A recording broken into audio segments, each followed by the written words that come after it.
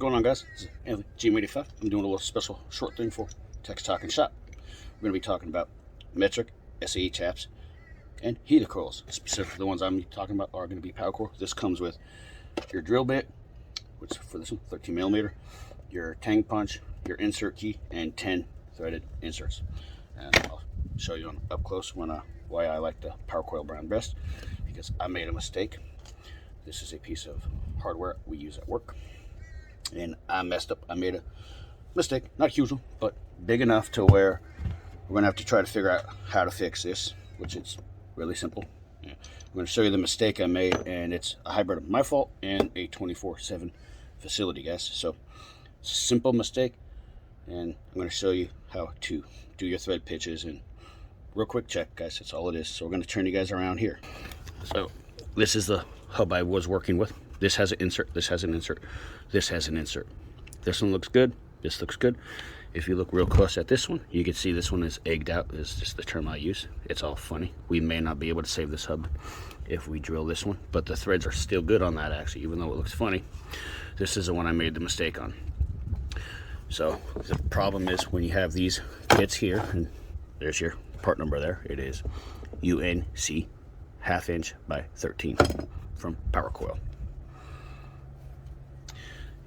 It has an intermediate drill bit, which is just a hair bigger. The reason I like their stuff is this.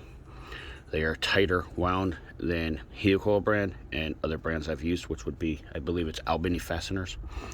These ones I find to be the best for what I need them to do. So this is a regular 1/2 inch tap here, 1/2 by 13. It's a 1/2 inch bolt right here. And the thread pitches match up rather nicely. And I made the assumption that this was the correct tap. It does not have its indication on it of what it is anymore, and I just made the assumption it was the right size because to my old eyes it looked like the correct one. So I made an assumption and I was wrong because I forgot to do this. If you look real close, it's not even close on any of this. So see if I can get a better shot right here. So we'll just use the bolt, and you can see right there's a good shot right there. It doesn't line up really well.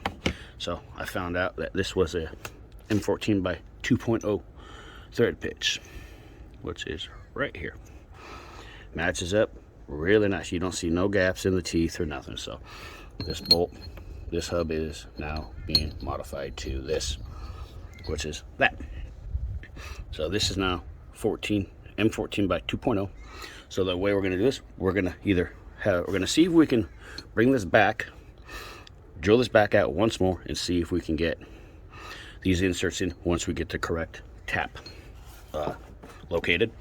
We're either going to do that, or we are going to take this insert out, which it's already backing off anyway, and we will just make it like this. So we have two M14s and two here, but we are trying to not actually do that. But you can see all I did was just make this mistake. M14 and 1/2 inch do not match up, and I feel bad about this because now I'm doing the job more than once. That's the best shot I can show you. It's close, but it's not, guys. You want them to be perfect like that. So I made a mistake, guys. It's Anthony, GM85, with a little short thing for TTS. You know, check your thread pitch, double check your work. A lot of times when you do tap and die work, you don't get a second chance. Fortunately for this, I have options to salvage this piece because it's a non-important part. It's a universal part we use constantly. We've even brought these up to 9/16. So just a little thing. Double check your threads, pitch on all your stuff. If you don't have a gauge, just match it up with bolts, but make sure it's correct. And that's all I got, guys. This is Anthony, GM85 for Text Talk and Shop. Thanks for watching.